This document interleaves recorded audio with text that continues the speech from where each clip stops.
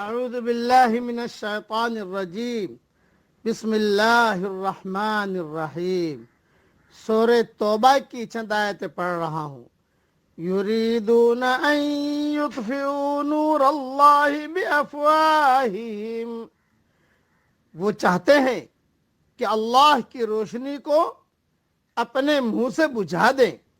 وَيَأْبَى اللَّهُ إِلَّا أَن يُتِمَّ نُورَهُ وَلَوْ كَرِهَ الْكَافِرُونَ، اور اللہ اپنی روشنی کو پورا کیے بغیر ماننے والا نہیں، خواہ بے ایمانوں کو یہ کتنا ہی ناگوار ہو۔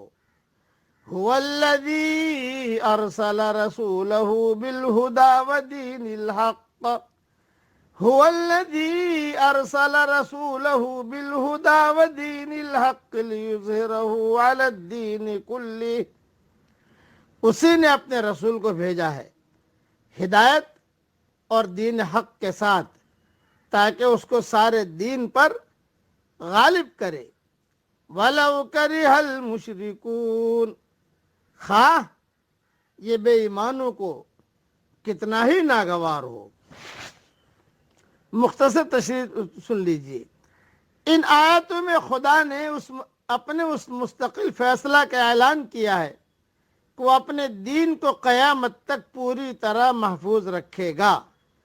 ماضی کی طرح اب ایسا نہیں ہونے دیا جائے گا کہ لوگ اپنی ملاوٹوں سے خدا کے دین کو گم کر دیں یا کوئی طاقت اس کو صفحہ ہستی سے مٹا دینے میں کامیاب ہو۔ اللہ تعالیٰ نے جب انسان کو زمین پر بسایا تو اسی کے ساتھ اس کے لیے اپنا ہدایت نامہ بھی انسان کے حوالے کر دیا۔ بعد کے دور میں جب لوگ غفلت اور دنیا پرستی میں مبتلا ہوئے تو انہوں نے خدا کے الفاظ کو بدل کر اس کو اپنے خواہش کے مطابق بنا لیا۔ مثلا اپنے بزرگوں کو خدا کے ہاں سفارشی مان کر یہ عقیدہ قائم کر لیا کہ ہم جو کچھ بھی کریں ہمارے بزرگ اپنی سفارش کے زور پر ہم کو خدا کے یہاں نجات دلا دیں گے، یا یہ کہ جنت اور جہنم سب اسی دنیا میں ہے، اس کے آگے اور کچھ نہیں۔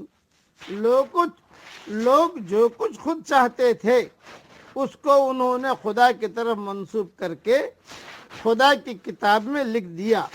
اس کے بعد اللہ نے دوسرا نبی بھیجا جس نے خدا کے دین کو انسانی ملاوٹوں سے الگ کر کے دوبارہ اس کو صحیح شکل میں پیش کیا، مگر بعد کے زمانے میں لوگوں نے اس کو ہی بدل ڈالا۔ یہی بار بار ہوتا رہا۔ بالآخر اللہ تعالیٰ نے فیصلہ کیا کہ ایک آخری رسول بھیجے اور اس کے ذریعے ایسے حالات پیدا کرے کہ خدا کا دین ہمیشہ کے لیے اپنی اصلی حالت میں محفوظ ہو جائے۔ پیغمبر حضرت صلی اللہ علیہ وسلم کے ذریعے تاریخ نبوت کا یہی عظیم کارنامہ انجام پایا۔